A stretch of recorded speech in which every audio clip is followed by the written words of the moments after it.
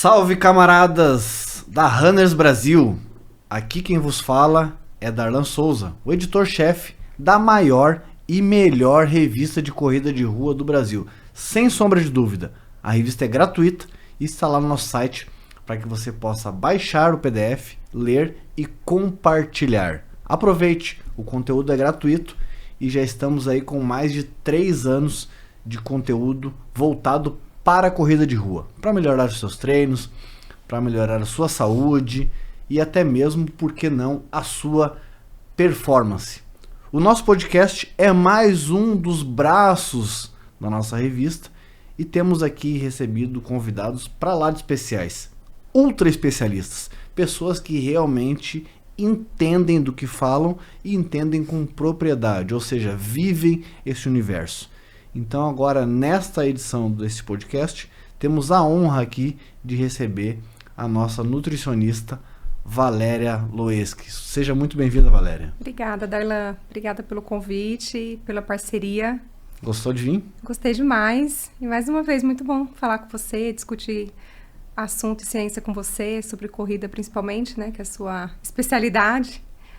E obrigado mais uma vez. Te prepara aí, vai vir pedrada aí hoje o dia inteiro. Eita. Então, a nossa ideia é que esse Manda. bate-papo bem informal aqui para que a gente possa realmente ajudar, né, quem nos acompanha aqui no nosso podcast da Runners Brasil, que vem crescendo cada vez mais. Bom, Legal. falando em nutrição, Valéria, que é o teu métier, por que tu inventou de ser nutricionista? Eu sempre quis fazer alguma coisa na área da medicina. Desde criança eu falava que eu ia ser médica, que eu ia ter meu consultório. E a minha mãe sempre se cuidou muito também em casa. Eu cresci num universo onde a minha mãe sempre fez atividade física. Ela fazia caminhada todos os dias, levava eu e minha irmã. Na minha casa nunca teve nada de muita porcaria, no sentido de doce, sobremesa, nada. Era tudo muito saudável. Era rural assim ou... Era mais ou menos isso. Então, esse negócio, tinha pudim de sobremesa no domingo. Era raramente, sabe? Minha mãe era bem certinha na alimentação. Aí, quando eu formei, na hora de escolher, eu fiquei entre medicina e nutrição, eu até prestei medicina, não passei, aí eu já entrei direto para nutrição. Pô, mas é uma área fantástica aí, né? Que foi onde eu me encontrei, que eu vi que dava para cuidar. Porque quando eu fiz faculdade 15 anos atrás, pra gente, nutrição era cozinha. Ah, verdade. Né? Era muita cozinha. E eu falava, não quero ficar na cozinha. Era a única certeza que eu tinha. Que é consultório.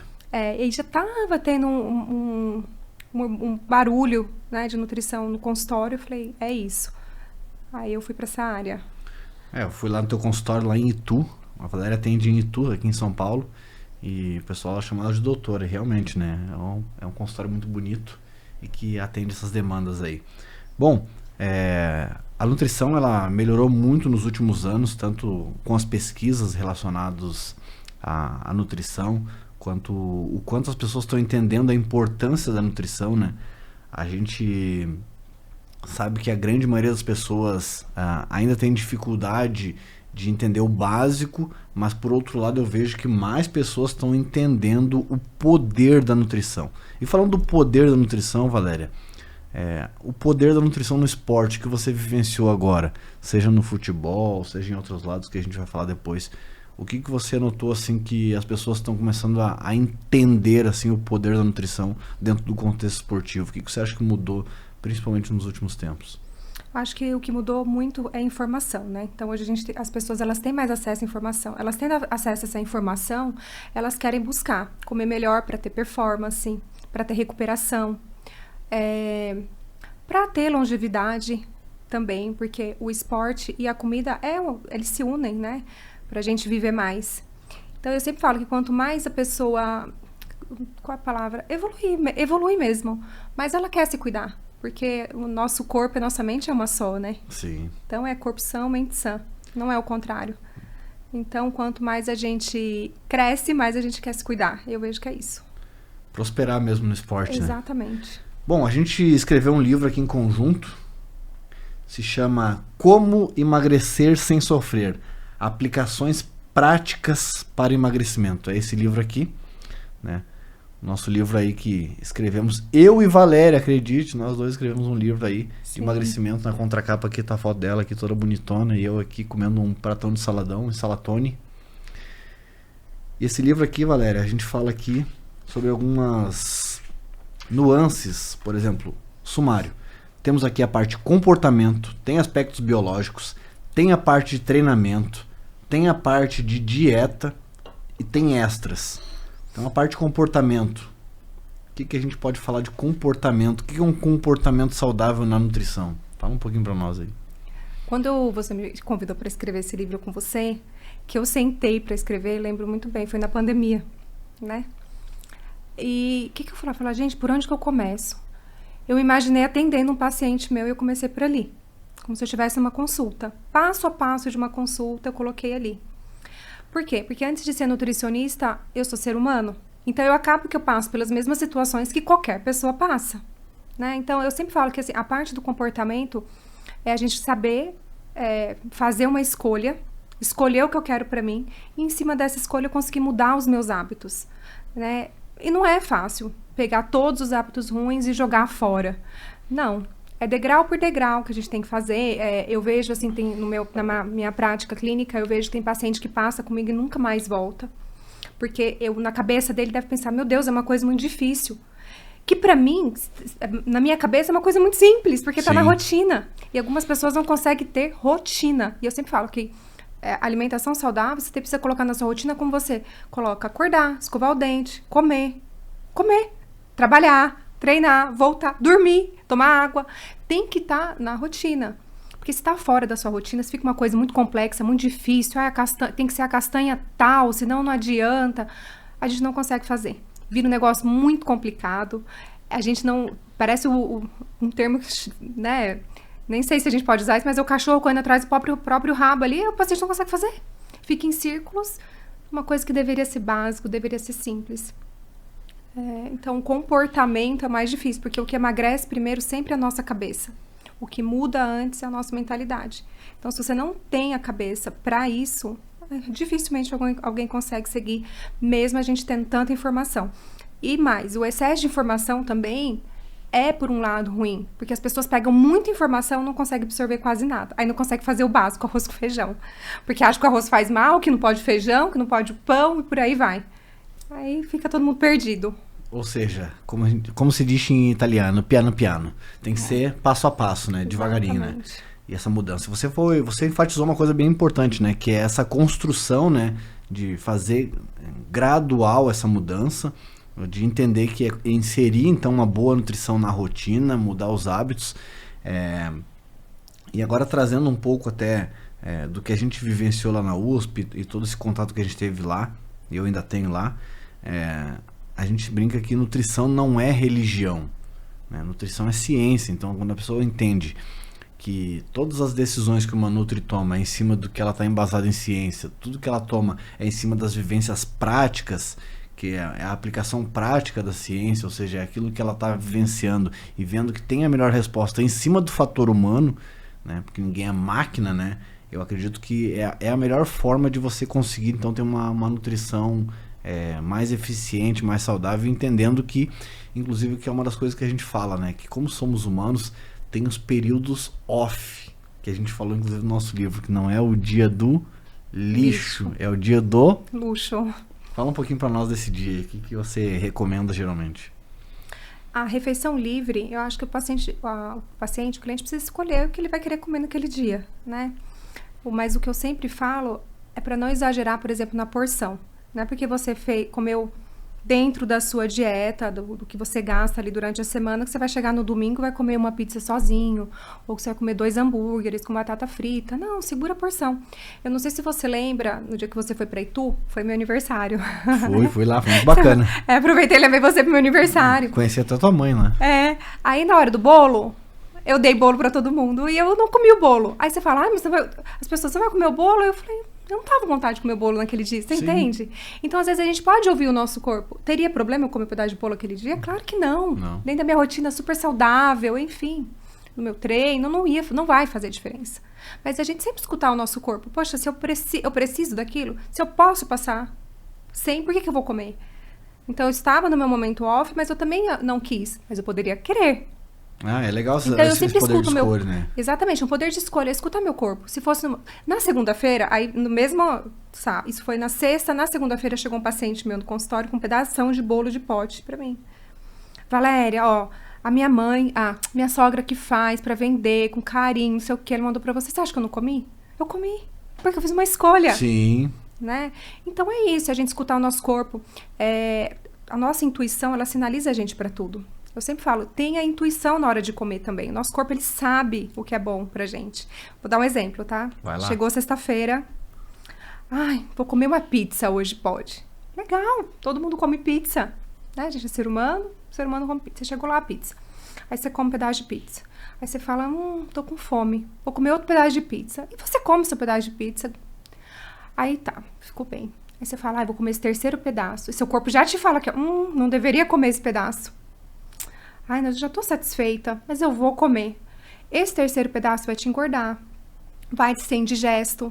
Vai te dar um peso na consciência do tipo, por que eu comi? Isso muitas vezes o paciente, principalmente que está no processo de emagrecimento, fica batendo, martelando isso na cabeça, porque isso gera culpa. Então, escutar o corpo fica nos 2 pedaços. Então, dá pra baixar a guarda? Não dá pra baixar a guarda. Dá pra baixar a guarda e ir numa loja e comprar todo dia o que você quer? Não dá. Dá pra baixar a guarda com a comida? Não, também não dá. A gente tem que ficar se policiando o tempo todo, porque baixou a guarda, infelizmente. Às vezes o nosso instinto não muito bom naquele momento, nos faz errar. E a situação do comportamento que você falou ali tem muito a ver, né? A pessoa se sente ansiosa e vai buscar fugas, né? Na ansiedade, na depressão, na tristeza, ele vai buscar, quando o fator psicológico está um pouco abalado, vai buscar um subterfúgio na comida e aí vai acabar passando da linha. Por isso que é importante ter, então, essa leitura. E se você não está conseguindo ter isso, aí entra a psicologia, não tem jeito, né, Valéria? Com certeza. Porque a gente sempre procura mesmo, né? Tem pessoas que comem, tem pessoas que bebem, tem pessoas que compram. E tudo em excesso é muito ruim. Jogatina, sexo. Exatamente. Então, são os excessos. Não tá conseguindo se controlar, precisa procurar ajuda psicológica. Eu vejo muito isso em compra também, sabe? Eu sou mulher, né? Aí você vai lá, compra um monte de coisa no impulso, coisa que às vezes a gente nem vai usar depois. É um autocontrole. Com a alimentação é a mesma coisa, com a bebida é a mesma coisa. A bebida em excesso, a compra em excesso, a comida, é patológico. Por que você está bebendo tanto? Por que você precisa beber todo dia? Eu não tô nem falando de um cálice de vinho. Sim. Mas você chegar cansado, estressado do trabalho, você ter que beber para relaxar, que trabalho é esse? Né? Ou seja, não é nós, educação física, treinadores, que vamos resolver a tua vida. E não é a Nutri. Ou seja, podemos colaborar. Sim, a gente é só uma seta no caminho, Podemos colaborar, mas é fundamental esse trabalho multidisciplinar, e com um psicólogo é a melhor coisa que tem para fazer terapia. Porque é engraçado, Valéria, eu sempre falo uma coisa. Quando uma pessoa tá machucada, ela se orgulha de dizer, tô com uma lesão aqui. Quando a pessoa tá com uma doença, tô passando por um processo de câncer aí. Todo mundo, que legal, a pessoa fala, parece que tem um pouco de orgulho até, dizer que tá passando por uma situação. Aí quando é saúde mental, a pessoa se esconde, tem vergonha.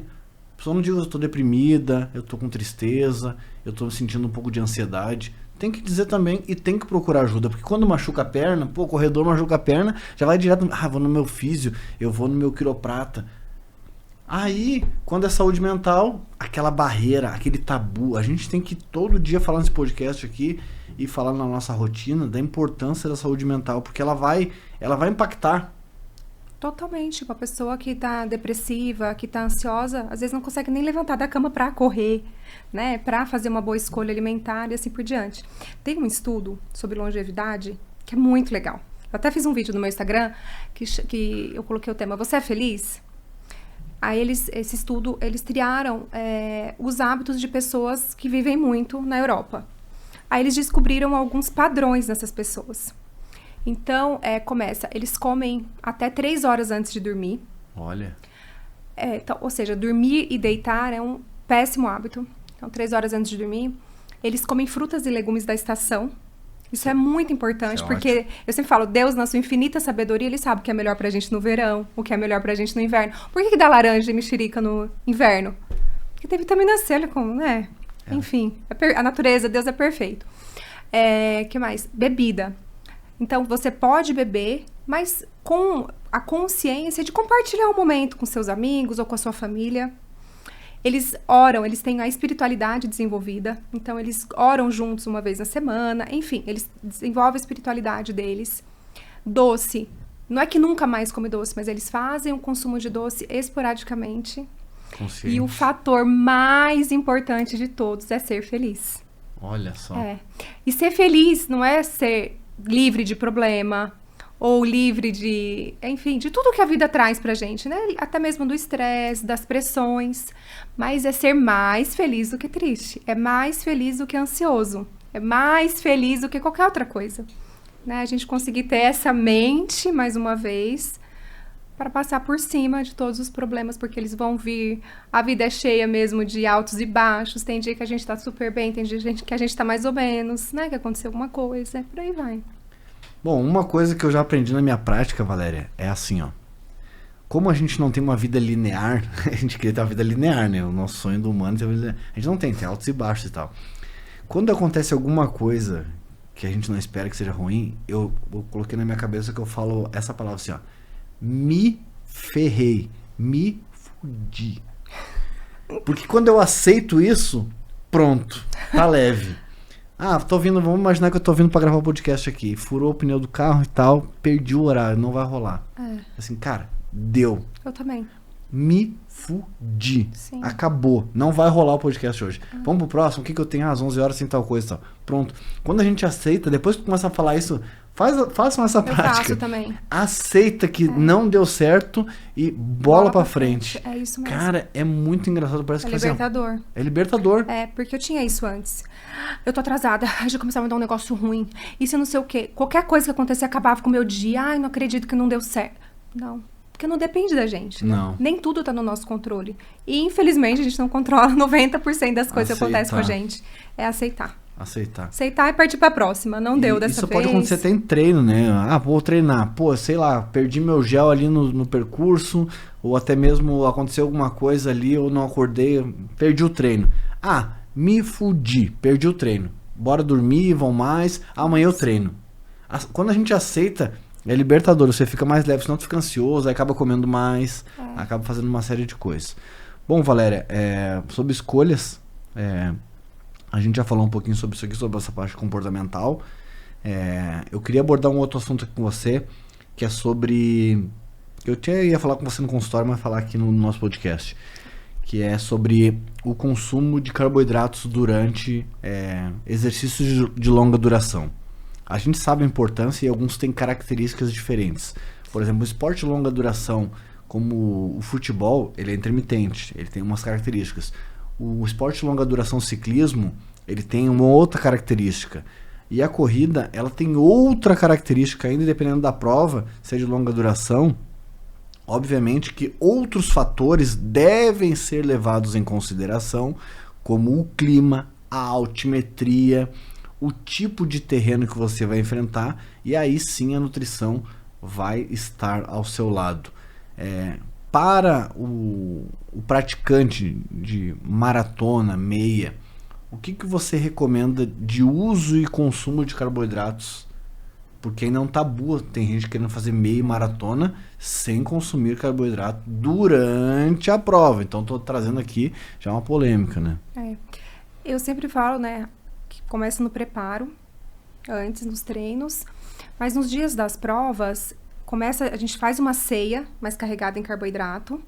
Então você vai jantar normal, às 10 horas, geralmente eu coloco macarrão ao sugo, um suco, umas 9, 10 horas da noite, pra gente já começar a reservar esse carboidrato como glicogênio, pra no outro dia de manhã já ter mais reservas. No dia da prova, eu sempre coloco mais carboidrato, né? Então, tipo, pão com geleia, suco. E eu falo pra iniciar, isso também é individual, né, Darlan? Sim. Tem gente que precisa começar a fazer uso do carboidrato com 30 minutos após iniciar. Tem pessoas 40, tem pessoas que 1 hora. Ontem mesmo eu atendi uma atleta, ela é ultramaratonista. Ela falou pra mim que ela não consegue iniciar antes dos 10 quilômetros com gel. Não consegue, ela falou que passa mal, ela tem mal-estar, eu falei, não tem problema. A partir de 10K, aí você inicia, que vai dar 1 hora, 1 hora e 15. Então, é muito individual. Tem gente que desidrata mais, né? E agora, o que as pessoas precisam entender que é protocolo. Ninguém tirou eu não tirei da minha cabeça que precisa usar o carboidrato. Isso é protocolo, tá? Se você não usar o carboidrato, você vai ter um desgaste maior. Se você começa a fazer isso frequentemente, você fica mais exposto a ter lesão, a não ter recuperação. Fazer uso também do carbo, não só do carbo, mas do sal, da cápsula de sal, é muito importante, porque se você começa a desidratar, você pode ter, nossa, várias complicações no final. Inclusive câimbras. Câimbras, exatamente. Então, também não tirei da minha cabeça esse protocolo. A cada 1 hora de atividade no sol precisa repor eletrólito, principalmente sal. Tá? Então, tem que tirar esse tabu, porque eu sempre falo que carboidrato é igualzinho combustível no carro. Se não ter combustível, não vai diminuir a velocidade. E você falou um ponto importante aqui, né? Testar nos treinos, né? Ou seja, Exatamente. É no treino que você vai conseguir melhorar isso. Quais os carboidratos que você recomenda? No dia de treino, depende do treino da pessoa, né? Se for de 1 hora, a gente consegue segurar com o café da manhã ou com pré-treino de comida. Às vezes eu nem coloco suplementação nos treinos. Aí quando você dá o longão de final de semana que eu começo a fazer os testes. Sim. Tá? Esses testes é bem parecido com o dia de prova. Só que às vezes eu diminuo um pouquinho a porção.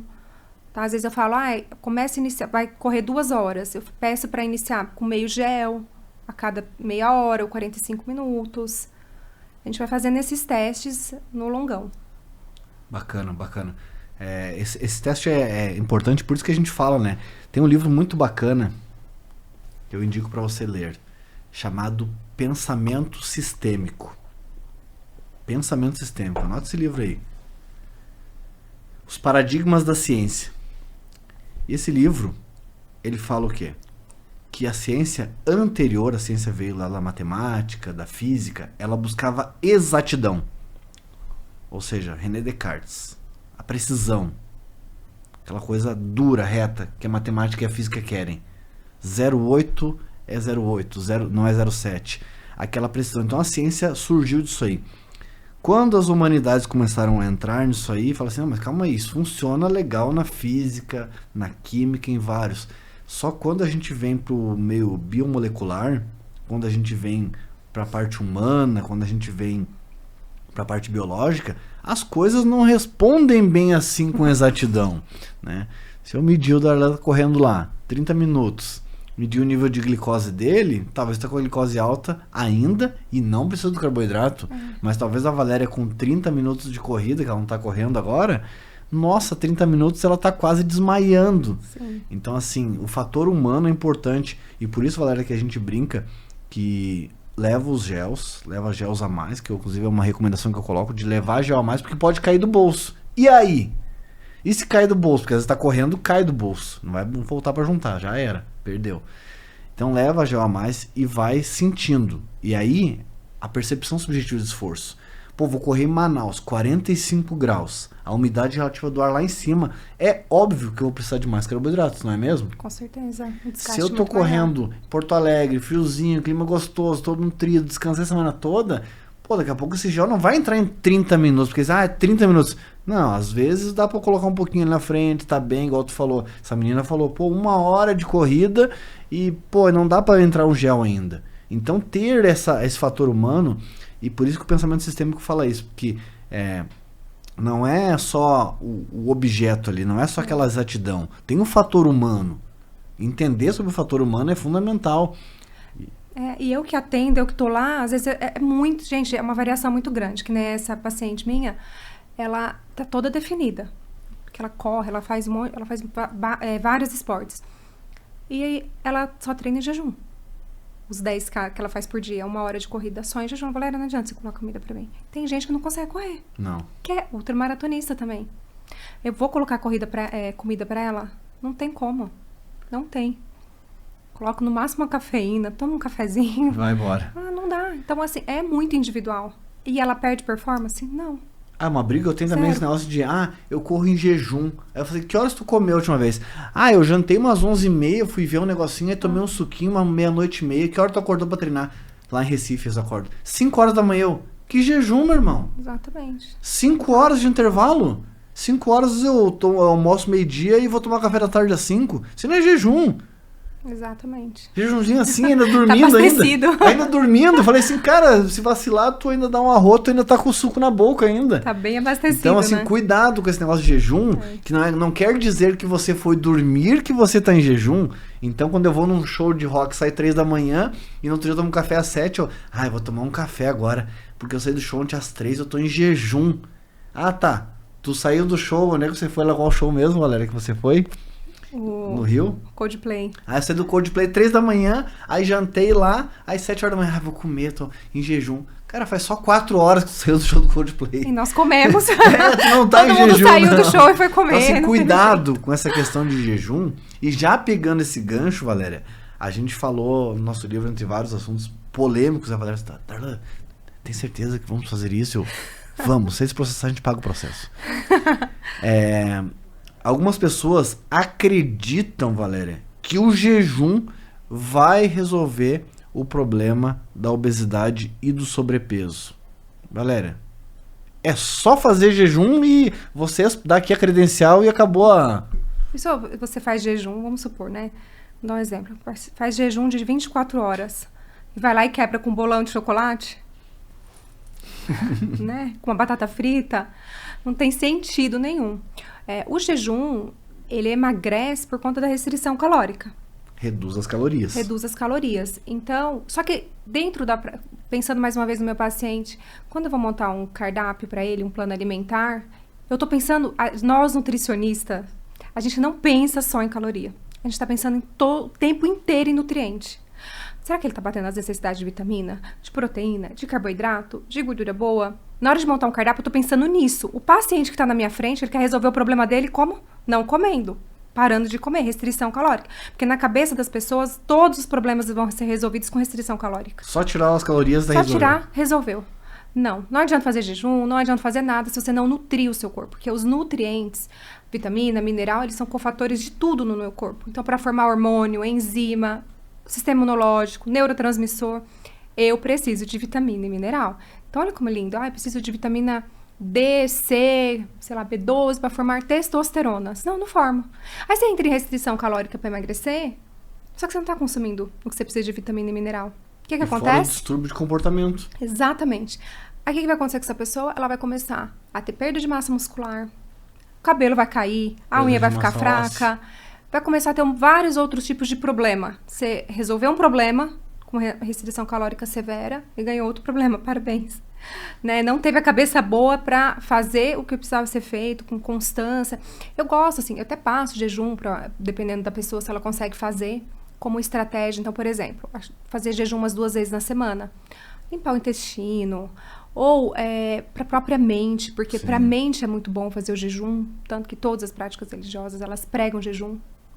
Por conta disso, que se você consegue controlar a sua fome, você consegue controlar qualquer coisa. Puxa. Imagina você com fome.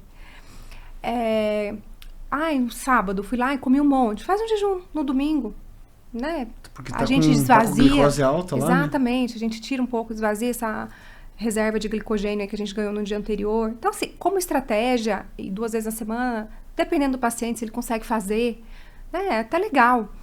Mas todos os problemas não vão ser resolvidos com jejum, pelo contrário. Mas você falou uma coisa legal, como estratégia. Se fosse pegar a parte da musculação, uma coisa é um método de treinamento, uma coisa é uma técnica. Pô, tô usando uma técnica aqui agora para melhorar o ponto zero do sardinha, por exemplo. Pô, na contração, dei aquela paradinha 0, de novo, empurrei. Puxei, 0, empurrei. Isso é uma técnica, não é um método de treinamento. Método de treinamento é uma coisa, técnica é outra. Quando você falou estratégia é uma coisa. Uma estratégia, ela é pontual, ela vai ali, atua, né? É aguda, eu tiro, não é uma coisa crônica. Então, foi legal você falar isso, que é uma coisa muito pontual. A gente sabe que a redução de calorias de forma gradual, Valéria, a gente já falou isso no nosso livro, é a melhor estratégia e a melhor forma de você conseguir reduzir o seu percentual de gordura, seu BF lá, de uma maneira mais eficiente, sem ter distúrbio de comportamento. Vou contar uma história rápida aqui. Eu tinha uma aluna que ela quis fazer uma restrição severa. Eu falei, não faça isso. Porque eu vi a dieta da famosa lá, assim, a famosa tá mentindo e muitas vezes ela é louca, não vai na pilha dela. Vou fazer. Aí começou a fazer, começou a reduzir peso, perder força, né, no personal lá comigo, treinando. Aí um dia ela falou, Darla nem sabe o que aconteceu essa noite. O que aconteceu? Acordei de madrugada com uma fome insuportável. Eu queria comer chocolate. Aí não tinha na minha casa. Eu peguei o carro, a chave, bati o arranque, fui num posto de conveniência, de Nossa. combustível, comprei uma barra de chocolate, sentei lá e comi inteira. Passou uma meia hora, me deu uma tristeza, uma depressão, fui dormir. Eu assim, você fez uma coisa que eu falei. Toda restrição severa leva a compulsão. Você teve um lapso de compulsão tão forte, incontrolável, que fez você acordar de madrugada, não tinha nada, bateu o arranque, uma cara de maluca, foi lá comer um chocolate inteiro. Aí, ó, se fosse gradual, falei, aqui tem 200 milhões de anos, nosso cérebro. Você não vai enganar ele. Esquece isso. Então, as pessoas têm que entender desse equilíbrio, né, Valéria? Paciência, né? Eu tenho uma paciente minha que ela perdeu 40 quilos em 2 anos. 2 anos. Ela nunca teve pressa. Ela nunca faltou numa consulta. Ela passava comigo cada 15 dias. E ela falou, eu vou no tempo que tem que ser. Porque aí a fisiologia, ela acontece de uma forma natural. Seu corpo tá perdendo peso ali fisiologicamente. Então, ela perdia mais ou menos 2,5 kg, 3 quilos por mês. No começo, 3. No começo, perdeu mais, porque é muito glicogênio. A gente sabe que se perde muita água no primeiro mês, né? Também. Aí, ela perdeu um pouquinho mais no começo. No primeiro mês, acho que foram 5, 6 quilos. E depois, a gente manteve essa perda de 2,5, 2,5, durante, até hoje. Ela tá em consulta comigo. Em contrapartida, eu tenho uma paciente que tá indo comigo, que ela tava muito obesa. Ela foi para um spa, lá em Sorocaba. Ela perdeu muito peso. Ela chegou, em 2 meses, ela recuperou o que ela perdeu. Né? Por quê? Porque o corpo nem entende o que está acontecendo. De repente ele tem muita caloria, de repente ele não tem nada. Outra coisa, né? Essa pressa gera um estresse maior depois. A recompensa, né? Que você acabou de falar. Tô muito sem. E outra coisa, gente, dieta não é isso. Por favor, dá para comer o chocolate. Tem tanto chocolate melhor do que o chocolate ao leite. Não precisa tirar da dieta. Só comer um chocolate melhor. O cacau é o mais potente antioxidante que existe na natureza. Então, você pegar um chocolate que tem mais cacau, é isso que eu falo no consultório, sabe? O paciente passa, eu não tiro o pão, eu só peço para comer um pão melhor. Eu não tiro o chocolate, eu só coloco o chocolate melhor. Aí eu não consigo comer chocolate 70%, é horrível. Vamos começar com 40%, depois a gente passa para 50%, depois a gente passa para 70%, igual vinho, né? O nosso paladar, ele vai mudando, ele vai ficando mais aguçado. Vai. Você tá só viciado em açúcar, você vai comer um chocolate 70%, você não vai aguentar mesmo. Mas é a cabeça, né? Tem gente que não consegue ter a cabeça de mudança. Agora fazendo um merchandise aqui grátis, quando eu fui lá na sua visita, quando eu fui visitar você lá no seu consultório, você me indicou uma padaria e a gente foi lá comprar esse pão, né, de fermentação natural, lá em Itu. Bom demais, ou seja, não é para tirar o pão que vai resolver, né? E a gente comeu um pão de fermentação natural muito bom. Mas não é o pão de fermentação natural que também vai me emagrecer, né? Se eu comer o pão normal da padaria da esquina da tua casa com parcimônia, também vai funcionar. Mas já fazendo merchan, aquele pão de Itu, se você for lá consultar com a Valéria, seja online ou presencial, mas se você for presencial lá, essa padaria é boa, hein? Eu indico depois pra Fecharam vocês. parceria lá? Fecharam uma parceria boa ou então estão negociando ainda? Não, eu fui lá, comer um lanche, esse pão, e aí eu encontrei com o dono, aí ele falou de você. Eu cheguei lá, ele já me reconheceu. Ele, Valéria, tudo bem? O Darlan veio aqui, comprou todos os pães que a gente tinha. Comprei tudo. Todos, ele comprou todos os pães. E obrigada. Aí ele falou pra mim que tá indo bastante paciente meu lá, que realmente eu indico, né? Tem uma outra pessoa lá em Tu que eu indico também, que ela faz uns pães maravilhosos. Um paciente que não consegue passar lá, ela entrega em casa. Então é isso, não precisa tirar. A gente só vai substituir por um que é melhor. Pô, esqueci de pedir você trazer. Ai, Darlan, verdade. Podia ter trazido um Verdade, pão de nossa. natural. Mas é bom, né? E assim, falando disso, lembra do pão integral que a gente comia antigamente? Que a gente comprava há 5, 6 anos atrás? Eu lembro, gente, a gente comprava o pão no supermercado, com uma semana, 5 dias estragava, você lembra? Embolorava, ficava verde, da metade pra frente estragava o pão. Hoje não estraga mais, por quê? Porque tem muito conservante.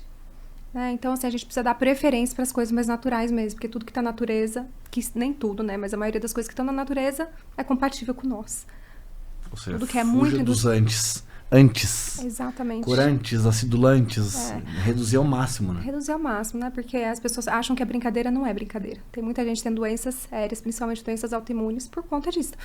E realmente só os fortes vão sobreviver, né? Porque tá tudo muito contaminado hoje em dia. Então, sim, tudo que puder ser mais natural, deem preferência. E mais natural do que o nosso podcast não tem. A gente vai fazer um break e volta já já. Espera aí. Voltamos! Que bom que você não saiu daí. Nesse segundo bloco agora, a gente vai falar um pouquinho mais agora direcionado para a corrida de rua e para o treinamento de força também. Porque quando a gente pensa em treinamento de força, a gente pensa que treinamento de força é só ganho de massa muscular. E a gente esquece um pouquinho da massa óssea. Mas a massa óssea também evolui. E ela também precisa de uma atenção especial. Principalmente para idosos. Você já cuidou do seu corpo pensando não somente em ganhar músculos, mas também em ganhar ossos sólidos? Galera, tem fórmula para ganhar ossos sólidos para nossa corrida e o nosso treinamento de força? Nesse sentido, é com você mesmo. Tem algum alimento que possa contribuir? As pessoas têm necessidades de cálcios diferenciadas? O que você me conta? Primeira parte, né, é fazer o treinamento. Sem o treinamento não tem o impacto para o osso aumentar, né? Aí a parte alimentar é consumir alimentos, principalmente uma refeição saudável, mas até suplementos, por exemplo, a vitamina D. É a vitamina D que gruda o cálcio no osso. Então, suplementar a vitamina D ou tomar sol, no caso da corrida é bom, né? Porque vocês já acabam treinando no sol. Mas mesmo assim, às vezes eu pego uns atletas com deficiência de vitamina D, viu? Que treina muito cedo, às vezes. Treina muito cedo. Até no futebol, a gente não via muito, mas eu já cheguei a pegar atleta de futebol com vitamina D baixa. Se joga de noite. Ou treina à tarde, né? Então o sol já tá mais leve. Então, fazer toda essa parte de suplementação, ela é importante. E a questão dos micronutrientes é pra gente encontrar grande parte na alimentação. Na alimentação consegue. Na alimentação é uma alimentação saudável mesmo. Ah, legal. Bom, as pessoas acreditam que não tem essa noção da... Pensa que treinamento de força é só músculo, esquece dos ossos. E fala e os ossos? Exatamente. Precisa cuidar dos ossos, né? Pra gente ter uma longevidade saudável. Porque tá envolvida, é onde os nossos músculos estão presos, né? A articulação, né? E, Darlan, às vezes eu pego umas densitometrias ósseas de pacientes jovens já com problema. Viu? Já com desgaste, porque não treina, né? Na corrida não é bem comum impacto. Aí, como você... Na corrida é bem comum, Valéria. A pessoa chegar pra mim com fraqueza óssea, com uma dor aqui, uma dor ali, vai tirar um raio-x, fazer uma ressonância, o médico, nossa, mas o teu osso tá poroso. Jovens, por quê? Porque vem daquela galera que bebia muito chopp, muito hambúrguer, muito lanche. Muita Coca-Cola. E aí quando vem pra corrida, que é impacto, é porrada mesmo, é porrada óssea. Aí começa a sentir, né? Por quê? Porque os nossos músculos estão presos nos ossos, nas articulações. Valéria, na corrida, de modo geral, tudo que você já atendeu e tudo que você já viu, quais são as maiores dificuldades das pessoas entenderem e como você tem procedido, quais os procedimentos que você tem feito para as pessoas entenderem o poder da nutrição, ou até mesmo algumas manobras para que elas deem curva na família que gostam de uma pizza ou alguma coisa no final de semana dos nossos treinos. Olha, eu vou te falar, eu amo atender todo mundo, porque eu amo trabalhar, enfim, eu amo cuidar de pessoas. Mas atender atleta é muito diferente, porque o atleta, ele faz mais do que a gente fala. Porque ele tá preocupado com a performance dele, ele tá preocupado com o tempo da prova, ele tá preocupado em se superar, né? Que é muito legal essa autossuperação o tempo todo, que o esporte traz. A minha maior dificuldade tá em emagrecimento. É uma teima, o paciente não quer fazer, ele quer comer, ele tem aquela rotina mesmo de comer só coisas que são palatáveis para ele, paladar infantil. O atleta acontece, mas é mais esporádico, assim, ele tem mais consciência. E a parte do comer fora, comer a pizza, comer o lanche, eu acho que faz parte da vida e eu até autorizo isso uma vez por semana. Sim, no SOF. Tem pacientes que estão começando, que é um processo de mudança, né? Sim. Então você pega... começou a treinar com você pega aquele paciente inflamado, acima do peso. Só que ele tá começando a correr agora também. Aí daqui 1 ano, 2 anos, como esse paciente tá? Esse cliente tá? Ele já tá voando. Porque ele vai entendendo que se ele não comer, se ele não se preparar, se ele não usar o suplemento, ele não vai render na prova, né? Então ele já começa a entender ele no início do treinamento, até vendo as pessoas, ele olha e fala, eita, tá todo mundo diferente aqui de mim, eu preciso evoluir. Então, a consciência de um atleta, mesmo que seja amador, que eu acho que tem que ser melhor ainda, porque o atleta amador, para ele é mais puxado esse treino, porque o atleta profissional, ele treina, ele vai embora, ele dorme. E descansa. O amador não. Ele treina às 5, 6 horas da manhã, ele vai trabalhar. Os filhos. Tem filho, tem tudo. Mulher, todas tem as amante. Demandas. Tem todas as demandas. E à noite, às vezes, ele ainda precisa fazer um treino de fortalecimento. Precisa. Aí vai dormir tarde, aí acorda, né? Treina, enfim. A demanda do atleta amador é muito maior, às vezes, do que um atleta O termo que a gente tem profissional. utilizado, saiu um artigo agora em 2022 bem legal do grupo de pesquisa lá da Austrália. E tem algumas classificações, eu vou ver se a gente envio. E ele chama agora de atleta recreacional. Ah, legal. Muito legal. Muito. Tem uma classificação, vou te mostrar, ficou Tá. bem legal. Legal. E hoje o que a gente atende mesmo é o atleta recreacional. Legal. Gostei do Vou treino. te mostrar, vai fazer. É um termo bem legal, até vou te falar, é gostoso, né? Atleta recreacional, ou seja, eu tô pela Sim, recreação, né? Sim. Ele busca um pouquinho de performance ali, mas basicamente ele é recreacional. É um termo que a gente tá usando, mas eu vou te mostrar. E deve ser muito. Eu não treino, não corro ainda. Ainda, né? vou te levar. Mas deve ser muito bom, né? Porque todo mundo ama. Ama, vicia, aí tá todo mundo lá, todo fim de semana. Você não deve ser corre, muito mas você gostoso. atende muita gente da corrida. Então você tá bem envolvido com o ramo da corrida. aham. Não é de hoje. Muita gente que eu já enviei pra você, não vou nem falar o número de pessoas que eu enviei, que isso não vai ficar chato. Deixa assim. Mas foi um monte. Sim. Valéria, dentro do contexto da corrida, além dessa mudança que você falou, o que as pessoas têm dificuldade de entender ainda na corrida de rua com a nutrição? Que vocês sério, eu vou ter que explicar isso de novo? Caramba! Pô, de novo? Além do emagrecimento, alguma coisa muito pontual que eles têm dificuldade? Eu acho que é do carboidrato. Porque ficou tão na cabeça das pessoas que carboidrato engorda, que carboidrato faz mal. Então, eles querem cortar carboidrato a todo custo. Só que cortar carboidrato na corrida de rua é um tiro no pé. Não dá pra cortar. Porque é o nosso combustível. É o nosso combustível. Então, eu sempre tento bater muito nessa tecla. Pacientes que não querem comer muito. Não querem comer porque tem medo, vou engordar. Só que se não comer, se não usar o carbo... E assim, a proteína também, menos... Ajuda na reconstrução, né? Mas a proteína... Por isso que eu peço pra pesar... Sempre eu peço pros pacientes pesarem essa comida. Ai, pesar todo dia? Não, pelo menos até você criar referência de porção. Tá? Às vezes eu coloco lá 120 gramas de frango. Gente, o mínimo, 120, 150. Quando o paciente pesa, ele fala, eu comi a metade daquilo. Era tanta comida. Ou seja, a pessoa até começa a comer melhor, começa a comer bastante, né? Porque não bate as necessidades. Eu também atendi um paciente online, e é um paciente do Mato Grosso, e ele a mãe dele é uma adolescente de 16 anos, a mãe dele, minha filha tá passando fome, meu filho tá passando fome. Eu, gente, como pode estar passando fome? Eu coloquei tanto de comida e tal. Eu falei, você pode mandar uma foto do prato pesado pra mim? Aí ela pesou no dia que mandou a foto. Ele não conseguiu comer tudo. Olha aí, viu? Então, é importante pesar. Pelo menos para você ter referência de porção. Quanto Senão, custa uma balancinha pra comprar? R$19,90? R$19,90. Olha aí, ó. Aí você Pô, pesa. o pessoal da Keep aqui, ó, o pessoal da Keep Running, ó. Vou começar a vender balança aqui pro pessoal da corrida aí também, ó. Com certeza, já tem aqui, Vamos vender já balança leva. aqui, ó. E, ó. Aí já facilita legal. pra nutrir. Sim. Ô, Valéria, agora aproveitando, explica um pouquinho para as pessoas, a gente já fez matéria sobre isso, eu já escrevi. No nosso livro a gente escreve também sobre isso, mas vamos fazer aqui no podcast. Explica para as pessoas a diferença de whey concentrado, whey hidrolisado e whey isolado. Ou em ordem, vou botar melhor. Whey concentrado, whey isolado e whey hidrolisado. Eu facilitei para ela aqui, ó. Boa. Então, o whey concentrado é o whey mais puro. Tá? Acabou de... Porque o whey é a proteína do soro do leite. Então, você tira a proteína do soro do leite e já vai para a indústria, já coloca sabor, enfim. É esse whey. Processa e vai.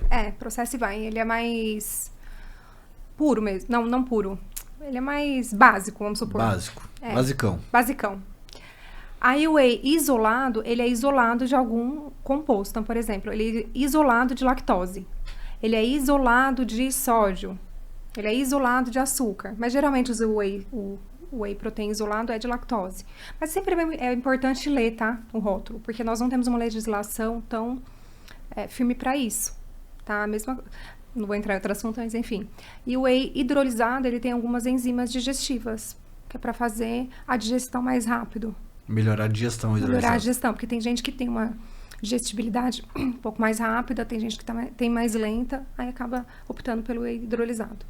Eu costumo usar a teoria dos filtros. Eu falo que o whey concentrado, ele passou por poucas peneiras. Isso. É isso mesmo? Isso. Já o isolado passou por um pouquinho mais de peneiras.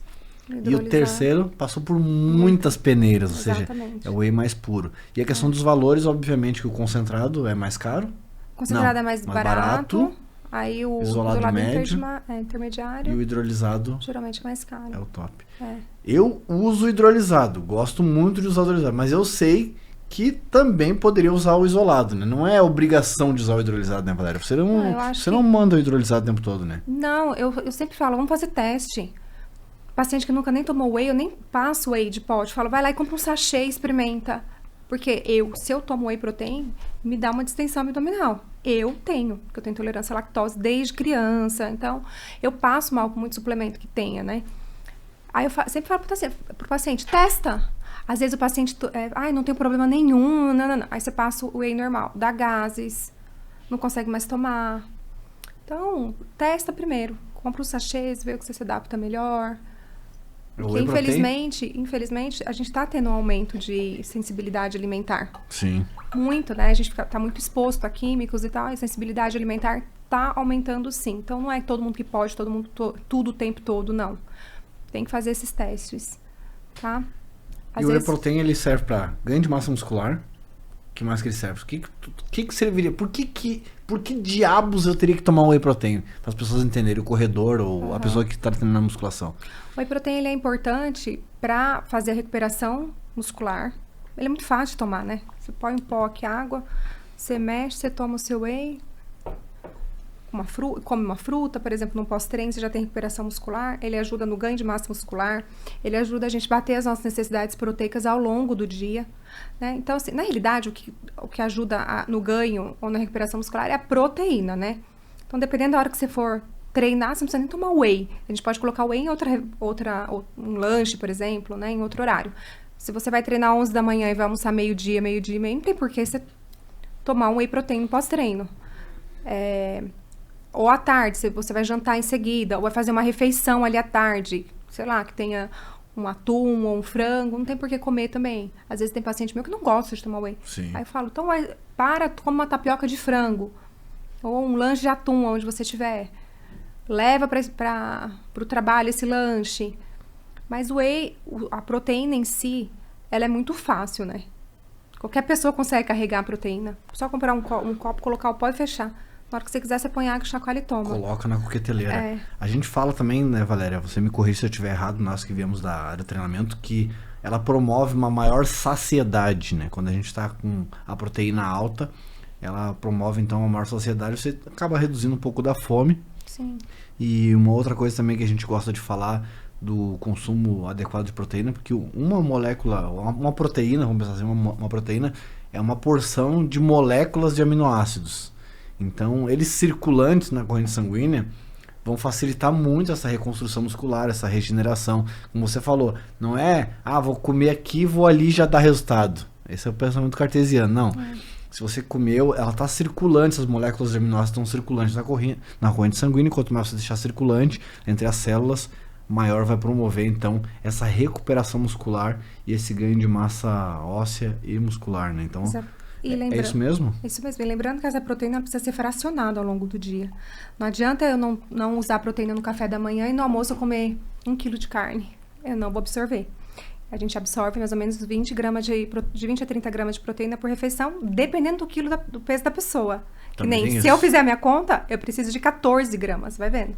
Por refeição. Olha aí. Então, é muito individual.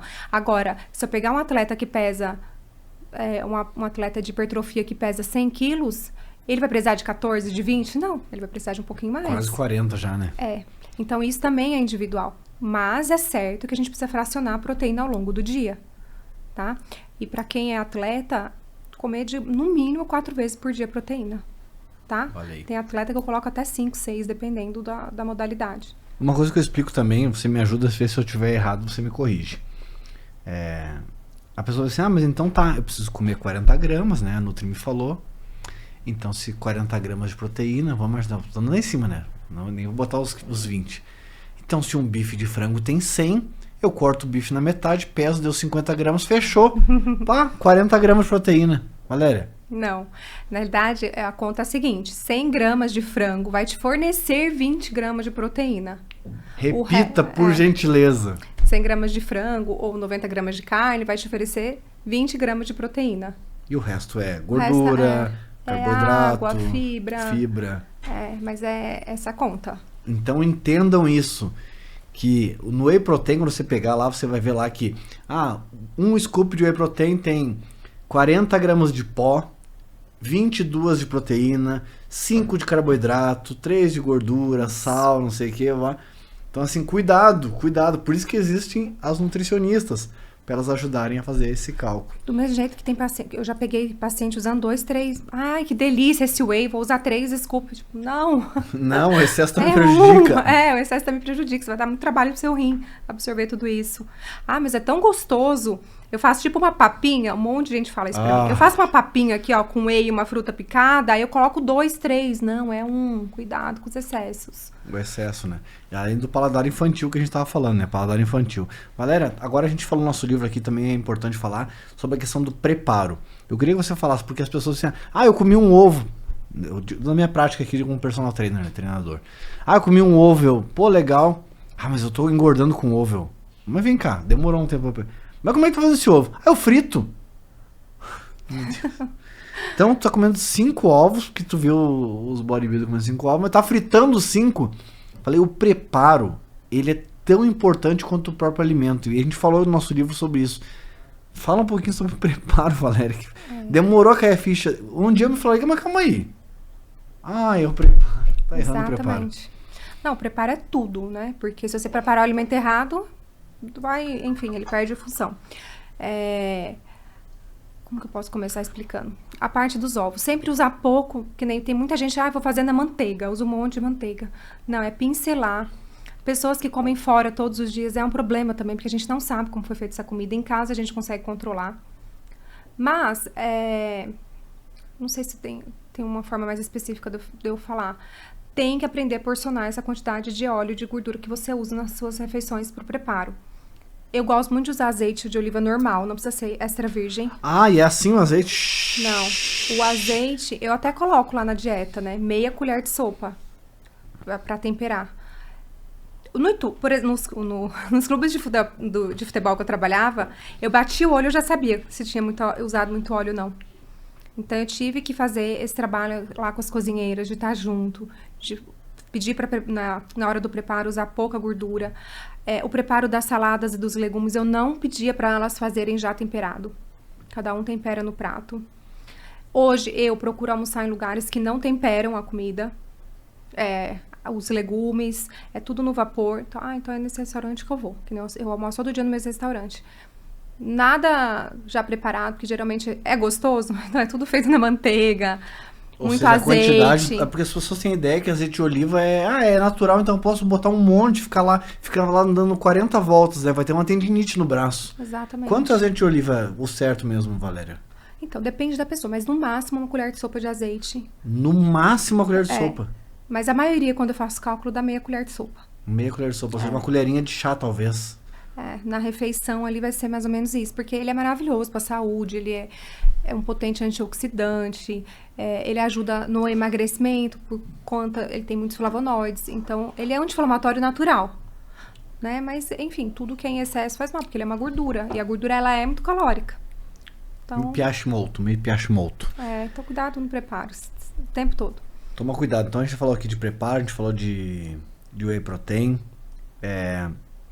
Um outro ponto importante também na corrida de rua é hidratação. Isso é uma pedra no sapato. Quando a Valéria falou aqui sobre protocolo, para quem não sabe, existe guidelines. O que são isso? São recomendações nacionais e internacionais de pesquisadores que lançam para nós, profissionais da área da saúde, para que a gente tenha as melhores condutas e as melhores práticas para com as pessoas. Então não é que a gente acorda e fala assim, é tal coisa. Existem então esses consensos, esses posicionamentos, inclusive do American College, de vários existem, né?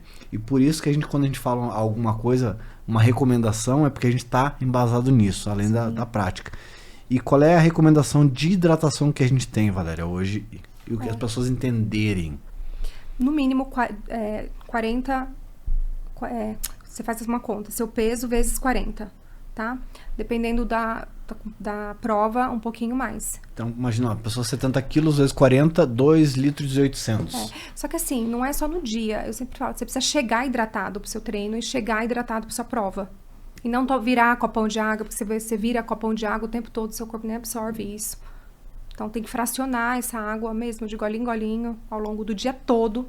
Bebericando. Exatamente. Então, esqueci de tomar água hoje de manhã. Aí na hora do almoço vira meio litro, 1 litro de água. Não absorve, tá? A água, ela é tão importante que ela tem um efeito ergogênico pro treino, pras provas. A gente sabe que com 1% de desidratação, o atleta já perde performance. Perde performance, né? Ele dá menos tiro, ele cansa mais, ele fica mais fadigado. Só que ele não tá percebendo que é por causa da água. O metabolismo não roda bem. Exatamente, ele nem tá percebendo. Por quê? Porque a água é água, uma coisa que passa muito batido para as pessoas, tá? Mas ela é muito importante. Na recomendação, eu não lembro qual, eu até deixo no meu destaque do Instagram, recomendação número 1 para efeito ergogênico é água e eletrólitos. Olha só. Não é creatina, não é cafeína, não é HMB, não é nada. É água com eletrólitos, tá? Então, pra você tomar água, presta atenção, porque... Posso falar da água? Deve. Então, tá bom. É uma coisa tão simples. Ó, a água regula a pressão do nosso corpo. A água faz a absorção das vitaminas hidrossolúveis. A água regula a nossa pressão arterial. A água... Nós somos 70% água. Melhora a nossa pele. Melhora a nossa pele. A água é tudo. Não dá pra não beber água. Só que é uma coisa muito simples, por isso que passa tão batido. Porque as pessoas... e não tem ganho de massa muscular, porque o nosso músculo, ele é hidratado. Ele aumenta por conta da água também. E é isso, é simples, por isso que as pessoas acham que não dão tanto valor.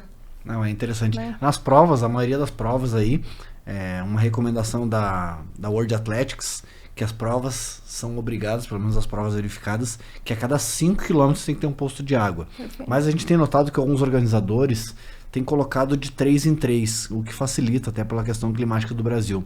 Em Manaus, por exemplo, o organizador colocou a cada 2,5 km água. Não necessariamente você precisa tomar a cada 2,5 km, mas estava ali à disposição. Você pode pegar, correr um pouco na mão, daqui a pouco tomar lá no 4, por exemplo, porque Manaus tem um clima diferente e tal. Mas é importante entender que quando um organizador coloca lá a cada 5 e não coloca a cada 7, é porque é uma recomendação da World Athletics, tem que ser a cada 5. Quando a Nutri fala para você ficar tomando água, mas eu não tenho o hábito, forma esse hábito. Como formar esse hábito da hidratação, Valéria? Eu acho que entendendo a importância, né? Porque é muito sério. Então, quando você entende a função daquilo na sua vida, você consegue aderir melhor. Então, gente, é coisa séria. Se a gente tá falando que é sério. Mais uma vez, nós não tiramos da nossa cabeça. É embasado e precisa. Precisa porque precisa. Precisa né? porque precisa. É importante. Então, vamos fazer o que precisa ser feito. Fazer o que precisa ser feito. Eu costumo falar de hábitos, né, Valéria? Porque a pessoa fala bem assim, ó. Até por isso que eu pedi pra você trazer sua colega lá que trabalha com crianças. Qual é o nome dela mesmo? A Débora. Ela não Débora. conseguiu vir. Não conseguiu vir. Ela falar aqui sobre a nutrição infantil. Que eu acredito que se a gente trabalhar na base, a gente vai ter, né, melhores soluções ali na frente pro adulto. Que os meus alunos falam assim, Darlan... Eu não gosto nem de chamar de aluno, chamo de membros. Darlan, mas o meu filho não come fruta. Aí mas na mesa da tua casa lá, se eu chegar lá agora, eu vou encontrar em cima da mesa o quê? Um pacote de pão e biscoito? Ou vou encontrar lá frutas? Darlan, tá cheio de pão, biscoito, porcariões. E tu quer que o teu filho coma fruta. Se nos olhos dele ele vê o dia inteiro aquela porcaria lá, faz o seguinte, cara. Tem o pão em casa, coloca no armário. Na mesa, frutas. Porque teu filho vai passar despercebido uma hora assim, vou lá jogar um futebol. Aí ele vai arrancar aquela banana e vai comer. Então eu tenho obrigado para que eles mudem o cenário e coloquem um cenário repleto de frutas, até porque fica mais bonito. Eu não tô muito louco, Valéria. Sabe como chama isso? A ciência está chamando de ambiente obesogênico. Nós precisamos criar um ambiente que nos favoreça a ter bons hábitos de vida. Né? Fazer dieta, porque dieta não é uma palavra errada, porque a tradução dela é hábito. Tá? Então, o que nos favorece fazer dieta? Você chegou lá no meu consultório. Quando você chegou lá, é que aquele dia tava tendo outras coisas, né? Tudo saudável também. Mas no dia a dia, eu sempre deixo castanha, fruta, ou é maçã, ou é uva. Aí eu ofereço uma paçoca sem açúcar, água de coco, suquinho natural. Porque os pacientes chegam de jejum para fazer a bioimpedância. Então, sempre vai ter ali essas coisinhas para eles comerem. Vamos imaginar o contrário? Se tivesse um bolo e se tivesse cheio de bombom ali, o que vai comer? O que tem, porque eu criei esse ambiente. Exatamente. E na hora da fome, a gente não controla, vai comer o que tem. Até eu, 6 da tarde, lá no maior fome, eu vou olhar uma caixa de bombom ali. Gente, vamos nos ajudar, né? Tem que criar esse ambiente Tem que aí, né? criar, tem que criar. Se você não cria esse ambiente, você vai comer o que tem. Vai comer o pacote do pão que tá lá, da bolacha. Então, tira isso de casa. Posso comer bolo? Pode. Vamos fazer um bolo melhor, né? Mas preparar esse ambiente, porque esse ambiente é tudo, com certeza. O mesmo vale pra leitura, né? Se você for lá na minha casa agora, eu dei a chave você lá em casa lá, tem um monte de livros espalhados pela casa. Porque eu começo a ler um, mas já tô iniciando o outro. E eu deixo esse livro ali. Porque a hora que eu sentar no sofá, eu já vou ler 2, 3 páginas ali, às vezes 10 páginas. Ah, tá bom, já li. Então eu formei esse hábito de começar a deixar os livros. Então, um hábito, inclusive, para leitura, para você que vai ler nossa revista Runners Brasil ou outro livro, deixe espalhado pela casa os livros. E aí você vai sentar assim, pô, e refletir, quer saber, eu vou ler mais umas 2 páginas aqui. Aí você começa a ler, Dara, mas eu não tenho hábito de leitura, mas assim, mas na tua casa tem algum livro em algum lugar lá? Tá lá no armário, no 5º andar lá. Não vai ler nunca. Não vai. Não vai ler nunca. Tem que tá na nossa frente, né? E lá na Valéria, lá no seu consultório, né, Valéria? Eu vi os nossos livros, estavam lá, Tá não espalhado lá, né, também. Tá lá. Tá lá a mostra, tem na outra sala. Valéria, o papo tá bom, a gente poderia ficar aqui o dia inteiro. Eu fui no seu consultório, gostei demais, indico as pessoas a ir lá. Obrigada. Indico, inclusive, os membros e quem treina comigo ir pra lá. Fica próximo ao campo do Ituano, não é mesmo? Fica Dá próximo pra ver. de lá. Dá pra ver o campo A do janela, Ituano. dá pra ver o campo, bem bonito. Você também atende online pra quem não consegue ir lá, mas vale a pena ir lá. Até porque tu tem a cidade das coisas grandes, tem até uma Sim. praça lá, né? É turístico lá. É Dá turístico. pra passear também. Dá pra comprar muita coisa bacana lá também. Tem a padaria, pão de fermentação, enfim. Tem muita coisa bacana. A gente poderia ficar aqui o dia inteiro falando sobre um monte de coisa, mas a gente tem que tentar resumir esse podcast aqui em 1 hora e pouquinho. Então eu te agradeço a tua presença aqui por falar um pouquinho com a gente. Espero que você retorne em outra oportunidade para cá. Obrigada. E deixo aqui à sua disposição aqui os microfones e as câmeras para você dar o seu recado final para as pessoas que acompanham a revista de corrida e que de alguma forma você possa contribuir com elas aí, com o seu conteúdo, seja o que for. Obrigada mais uma vez pelo convite. Falei aquele dia pra você, você me chamou mesmo. Então, muito obrigada. E o meu recado final é que eu desejo que você consiga fazer boas escolhas, que você consiga pensar na sua longevidade, em construir uma vida saudável, porque ela não é do dia pra noite, assim como as doenças, ninguém fica doente do dia pra noite, são anos se construindo. Então, que você deixe de construir doença e passe a construir saúde, né, vida.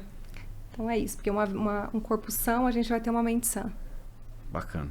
É isso aí. Muito obrigado a todos. Até o próximo episódio. Tchau.